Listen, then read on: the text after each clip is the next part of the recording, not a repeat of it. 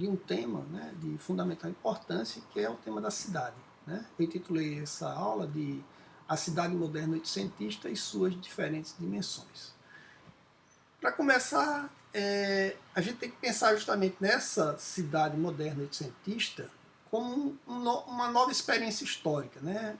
Que ela é marcada por ser um novo espaço de interação social.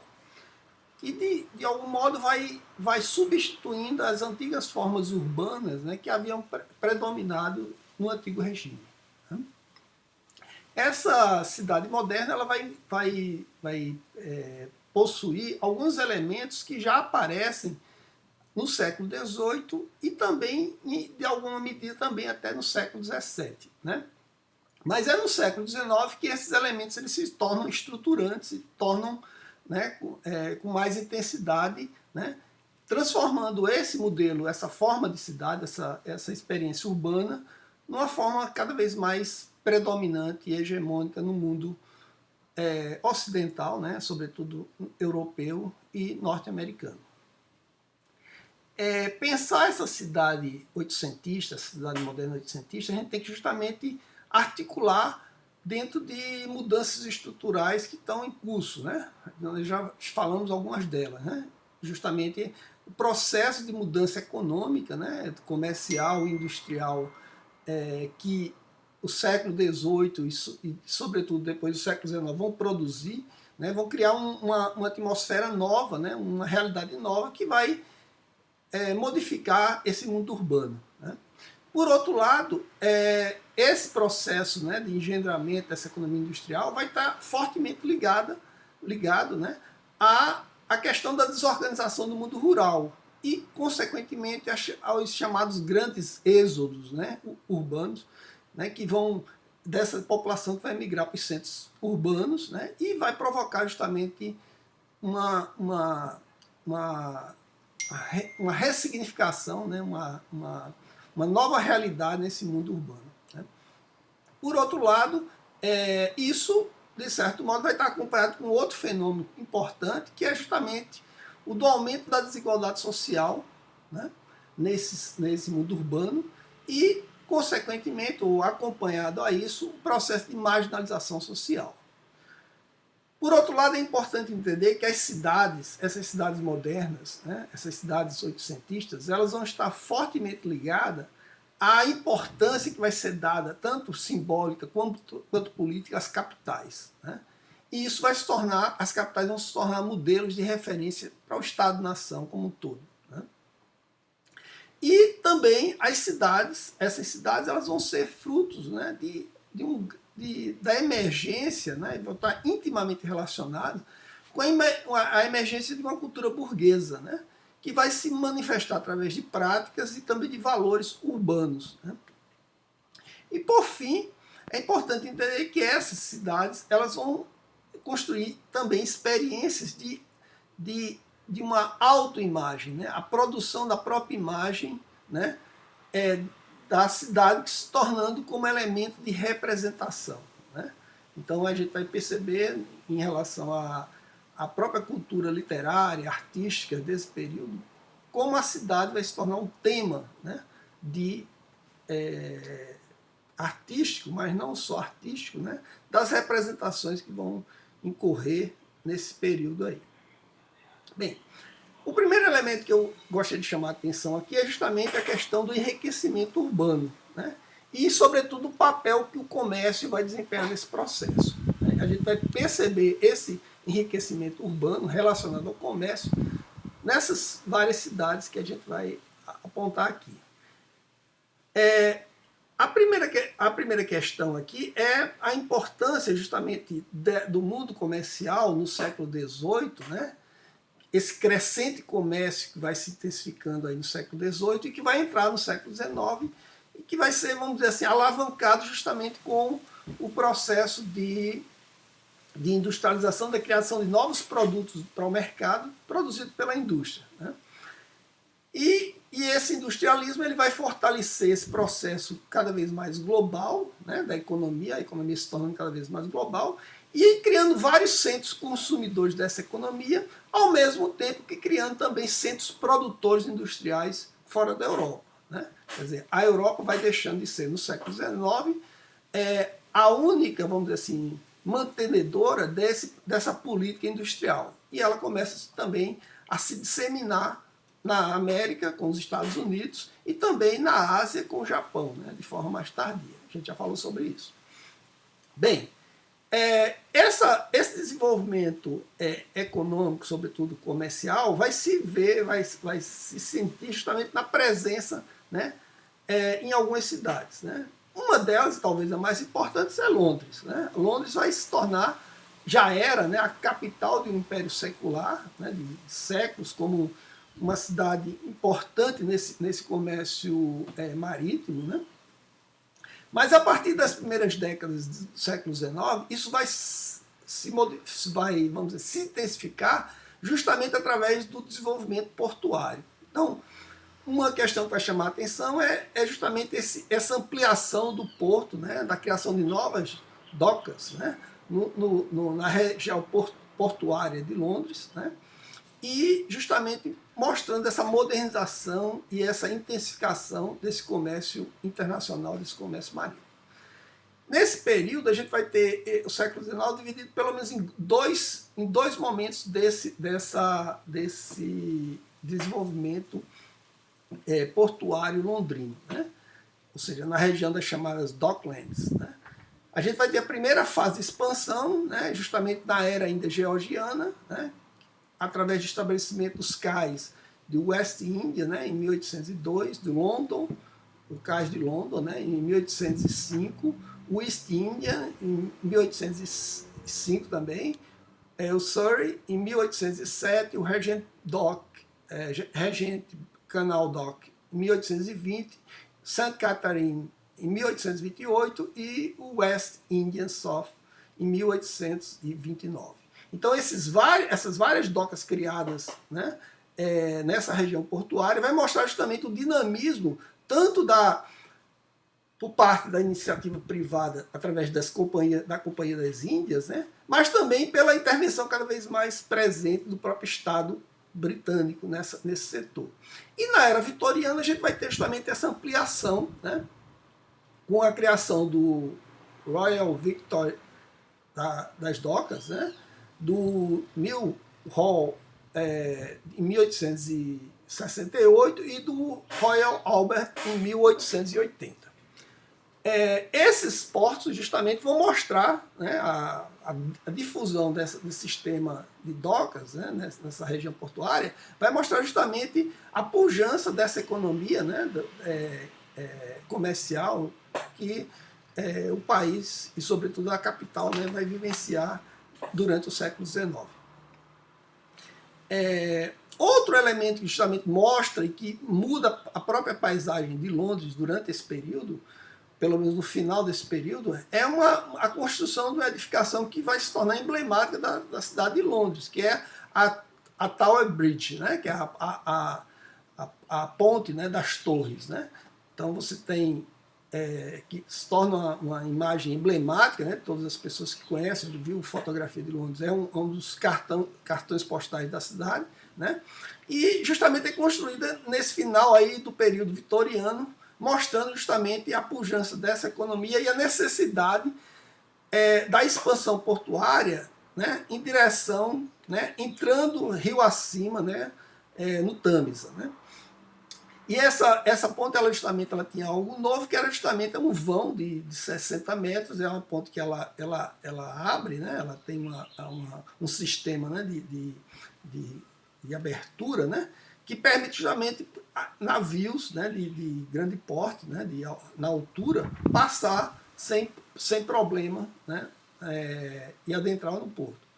Então, esses elementos justamente mostram como a paisagem urbana é alterada justamente a partir desse desenvolvimento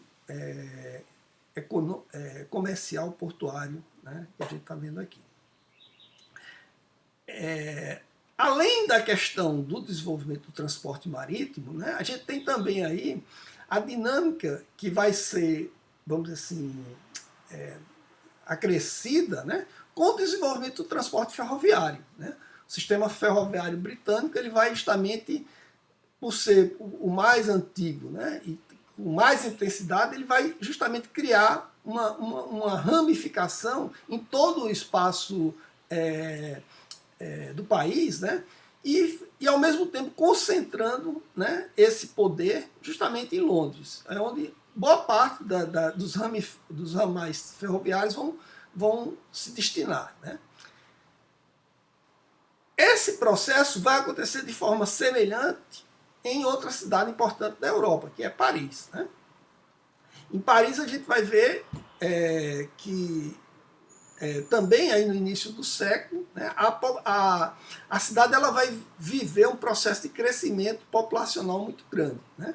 Sobretudo aí por volta de 1820, 1830, né, vai haver uma intensificação, né, do aumento populacional da cidade, porque a cidade passa agora a desenvolver, né, uma série de atividades novas, né, tanto na área da construção civil, mas também na área têxtil, né, na produção industrial têxtil, seguindo um pouco os passos de Londres, os passos da Inglaterra, né. Só para a gente ter uma ideia, aí no início do século XIX, a cidade de Paris ela movimentava 25% de toda a produção do país, né? Então, a importância que tinha Paris na economia francesa, né? Por volta de 1848, né, a cidade já contava com 365 mil operários, assim, mostrando justamente o crescimento desse setor e o crescimento desses grupos sociais no interior do mundo urbano de Paris, né? Também a gente vai ter a importância do rio Sena, né, como sobretudo o porto, né, de Paris, como importante, o principal porto do país, né, que vai movimentar boa parte da economia nacional e, em grande parte, também da economia do Império, né, do Império Francês, e mostrando a importância também do sistema portuário, né, das mudanças que advêm justamente do comércio marítimo, na economia urbana, né. Além do porto, a gente vai ter também o mesmo processo que a gente percebeu em relação à Inglaterra, e talvez até com mais intensidade, da concentração de Paris como o principal centro irradiador do sistema ferroviário francês, né? É onde vão concentrar as grandes estações ferroviárias, né, que ligando o país de norte a sul. A posição mais central de Paris, né, vai permitir justamente essa melhor, vamos dizer assim, centralização ferroviária, né? Além disso, outra cidade que chama a atenção justamente nesse processo que a gente está demonstrando, é Nova York, né? A gente está agora saindo um pouco da Europa e indo em direção à América, né? Nova York é uma cidade que, no início do século XIX, era uma cidade ainda, vamos dizer assim, que não tinha essa proeminência, né, que a gente percebe hoje, né? Era uma cidade... Os Estados Unidos tinham cidades assim, bem mais adiantadas do ponto de vista industrial, ou melhor, do ponto de vista econômico e também do ponto de vista cultural, né, como a Filadélfia, né, Boston e Nova Orleans, né, no sul dos Estados Unidos, eram cidades justamente importantes nesse comércio até o século XVIII. Mas a partir do início do século XIX, sobretudo no período que vai de 1815 até 1830, Nova York vai dar um pulo, né? Ela vai se tornar aí cada vez uma cidade mais proeminente e, a partir aí da segunda metade do século XIX, ela se torna o grande centro, né, econômico, né, norte-americano, né? E isso se deve a alguns fatores, né? A historiadora Anka Mutstein, ela vai mostrar que durante esse período que eu me referi, de 1815 a 1830, a Nova York ela vai passar por algumas transformações, né? A economia nova-iorquina vai passar por algumas transformações que vão também estar relacionadas com a questão do comércio e também o papel que o porto vai ter nesse processo. essa modificação a gente vai perceber justamente na própria mudança das políticas fiscais nova-iorquinas, justamente de atender, né, vamos dizer assim, a procurar assegurar que uma clientela de comerciantes britânicos, sobretudo, pudessem justamente negociar no porto de Nova York e não nos outros portos dos Estados Unidos. Então, através de uma série de incentivos fiscais, vamos dizer assim, os nova-iorquinos eles perdiam justamente na parte fiscal, mas eles ganhavam justamente na parte do aumento do volume de comércio. Isso foi um fator importante justamente para tornar a cidade mais atrativa comercialmente. Mas, além disso, o Porto de Nova York ele começou também a desenvolver, já aí a partir das primeiras décadas do século XIX, uma série de políticas de navegação que eram totalmente distintas das até então praticadas no país, né? Por exemplo, começou a se estabelecer uma rota, né, ligando Estados Unidos com a Europa, né, em que era feito pelo menos 2 anos, né, 2 vezes por ano, né, uma linha ligando os Estados Unidos com a Europa, né? Uma linha direta e uma linha com horário marcado, né? O que acontecia era que até então a política de transporte ela era muito mais marcada pelo sistema de cabotagem, né? Que é aquela que você vai levando o produto de porto em porto e esperando que em cada porto a embarcação atinja, né, o seu limite máximo de capacidade para seguir viagem. E isso, de certo modo, era uma forma muito demorada, né, e totalmente, vamos dizer assim, indeterminada, né, de se viajar, né? Então, pela primeira vez se estabelece um sistema em que você tem hora marcada para ir e para chegar, né? E, ao mesmo tempo, Nova York foi a primeira cidade, né, justamente a adotar, né, a abarcar o sistema, né, de navios a vapor, né, dentro dos Estados Unidos, né. Outro fator importante justamente para incrementar a economia da cidade foi justamente a abertura do chamado canal de Erie, que era um canal que ligava os chamados Grandes Lagos, que fica mais na região ali de Chicago, daquela mais a oeste, né, do estado de Nova York, ao estado de Nova York, a cidade de Nova York, né? Então esse canal ele permitia pela primeira vez uma maior troca entre o oeste, que estava em expansão, né, e essas regiões costeiras, né, dessas províncias, dessas cidades costeiras do leste americano. E isso, de certo modo, vai ter grande impacto sobre a economia nova-iorquina.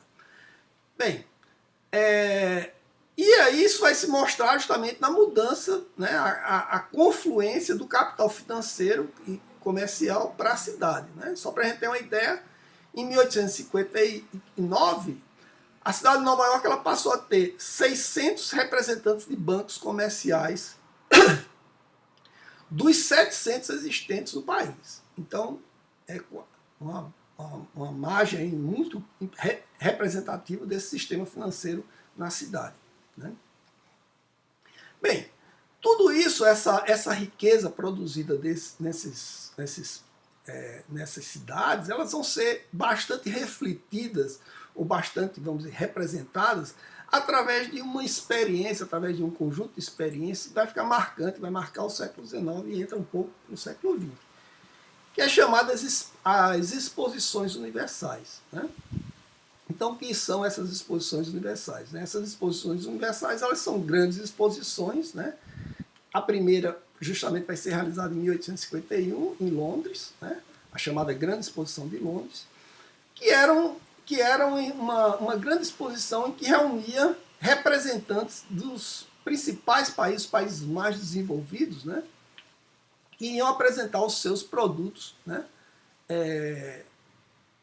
Para a população, né? Então, a exposição de Londres de 1851, ela é importante justamente porque ela é instalada numa região, que é South Kensington, né?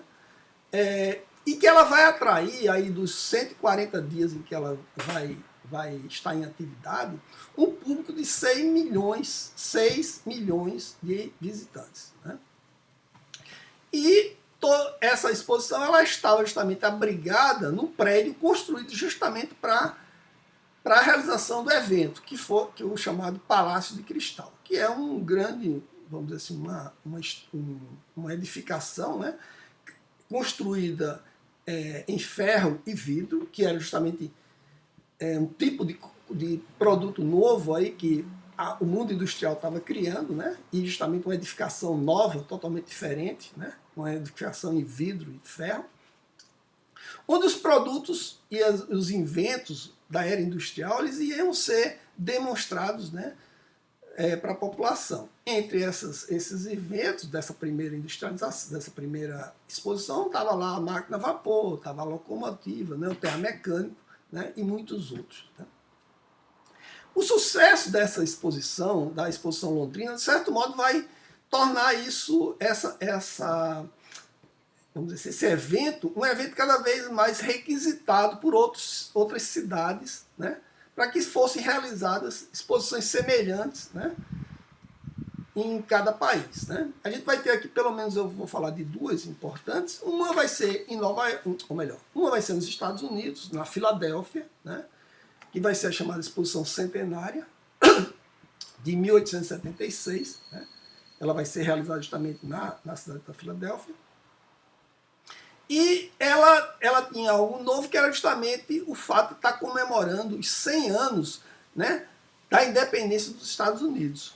E essa exposição justamente foi importante para mostrar assim, para o público, para o povo, né, para os vários representantes de vários outros países, né, essa jovem nação de 100 anos, né, uma jovem nação, que já se apresentava como uma potência emergente aí nesse cenário, né, uma potência industrial emergente. Então, os Estados Unidos vai justamente mostrar os seus produtos, as suas inovações, muitas delas bastante diferentes das que haviam até então, né, e vai ser uma exposição bastante também de grande sucesso. Assim, só para a gente comentar, a gente vai ter a presença também brasileira nessa exposição. O próprio imperador Dom Pedro II ele vai se fazer presente na exposição. Ele vai, juntamente com o presidente norte-americano no período, eles vão acionar, né, um dispositivo que vai dar a inauguração, vai inaugurar, né, a própria exposição,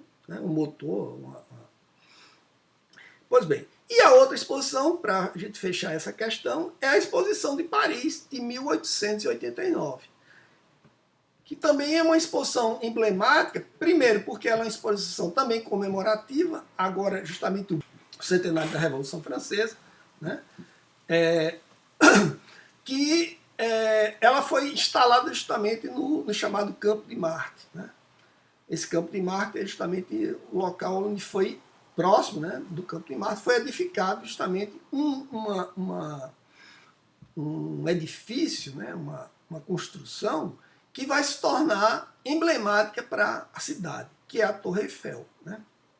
Essa exposição justamente ela é importantíssima justamente porque ela foi, né, grandiosa. Né, ela movimentou cerca de 32 milhões de visitantes. Né? Então, as pessoas, o grande fluxo de pessoas que foram a Paris, não só franceses, mas também de outras partes do mundo, né, foi muito grande. Né?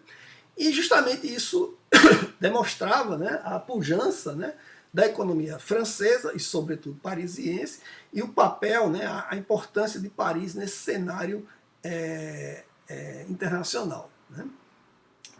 E justamente isso, era uma exposição que ela marcava justamente essa possibilidade nova também de começar a perceber a própria cidade a partir de outros ângulos. Né? Sobretudo, justamente, a cidade começava a ser vista de forma panorâmica, do alto. Né? Isso era possibilitado justamente pela presença e pela instalação da Torre Eiffel.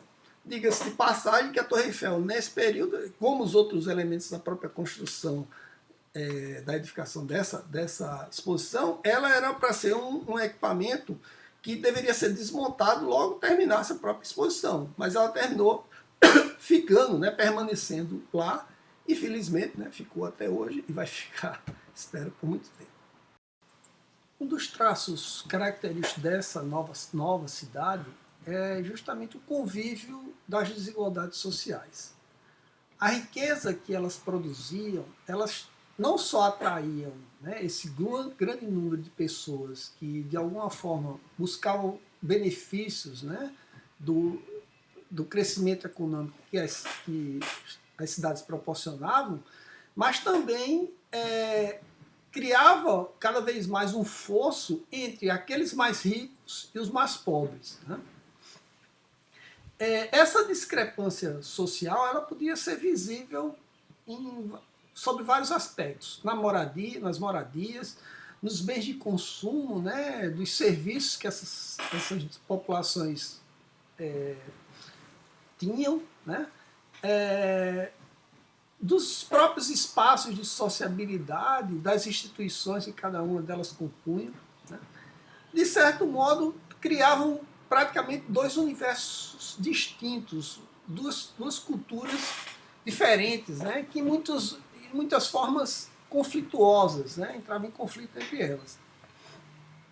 No caso aqui da cidade de Nova York, é interessante perceber que essa prosperidade da cidade vai estar muito ligada justamente com a presença, o grande contingente de mão de obra imigrante, né, barata, que entra no país, né, a partir aí do início, né, do século XIX. Só para a gente ter uma ideia, antes de 1830, o número de entradas de pessoas, de imigrantes, na cidade de Nova York girava em torno de 3 a 4 mil pessoas por ano, né? Esse número, durante o século XIX, ele vai crescer, e crescer de forma bastante significativa, desenfreada, né? No início do século XX, né, ele chega a uma marca de 750 mil pessoas por ano, né? Então a gente percebe essa mudança radical, de 3 a 4 mil para 750 mil. Esse grande contingente de pessoas recém-chegadas, elas estão, em grande parte, né, muito mais vulneráveis do que as pessoas que viviam na própria cidade, né? Então, sujeitas justamente aos trabalhos mais penosos, né, os mais, vamos dizer assim, mais insalubres, difíceis, de pouco rendimento, né? E justamente essas pessoas, esses imigrantes, vão pela própria natureza em que eles estão, né, com a grande dificuldade de voltar caso as coisas não dessem certo no novo país, né, essas possibilidades são muito difíceis, cada vez mais quase impossíveis, né, elas terminam se submetendo a trabalhos mais degradantes e são alvos fáceis dos próprios exploradores, né. A historiadora Anka Mostein, né, que já nos referimos a ela deu uma imagem um pouco dessa população imigrante. Ela diz assim: é verdade que esses homens, que com frequência encontravam em Nova York uma miséria mais difícil de suportar do que aquela de que havia fugido, acabavam por subir na sociedade, proporcionar uma existência melhor a seus filhos. Às vezes até mesmo fazer fortuna. Mas como os outros desafortunados vinham tomar seu lugar nos pardinheiros da cidade, o problema criado por sua presença continuava na mesma. Então, assim, apesar de alguns até conseguir ter algum tipo de prosperidade e melhorar de vida, né, esse caráter da imigração constante fazia com que esse ciclo se reproduzisse com muito mais intensidade. Isso era muito visível nas moradias desse período na cidade, né? Era comum que a população, essa população que chegava, ela não tivesse um teto para se proteger, né? A gente sabe que no caso de Nova York estava concentrada a cidade logo no início, na ilha de Manhattan, né? No sul da ilha, né? E essa população que vai se avolumando, ela vai criando, né, tornando aquele espaço cada vez mais, vamos dizer assim, aglomerado, né? E qualquer espaço vazio, né, esse espaço é ocupado com muita intensidade, né, explorando o máximo possível, né, seja através da eliminação de jardins, seja através, sobretudo, né, da construção por alto. Né? Então, também uma das soluções encontradas, por exemplo, era a construção de banheiros comuns, né? Então, que você reunia várias famílias, usava aquele banheiro, né? Ou mesmo a subdivisão dos andares, né? Formando cubículos, né? Onde as pessoas moravam nesses cubículos, né? Que tinham até a denominação de apartamento vagões, né? Que era justamente semelhante aos vagões dos trens. Né?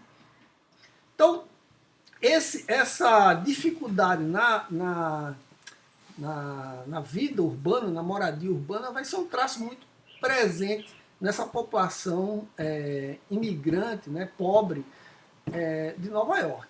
Mas é uma situação também muito parecida com a de Londres, né, e de outras cidades desse mesmo porte. Né? No caso de Londres, o que é que a gente vai ter? A gente vai ter uma cidade muito mais dividida, né, em duas áreas distintas, né? Uma mais rica, né? Mais próspera, né? Com uma série de elementos de distinção social, né? Que é o West End, né? Que é o oeste da cidade, o lado oeste da cidade, e uma outra que é mais pobre, mais carente, que possui uma série de problemas, né? Já históricos, né? Que é justamente o East End, que é o leste da cidade.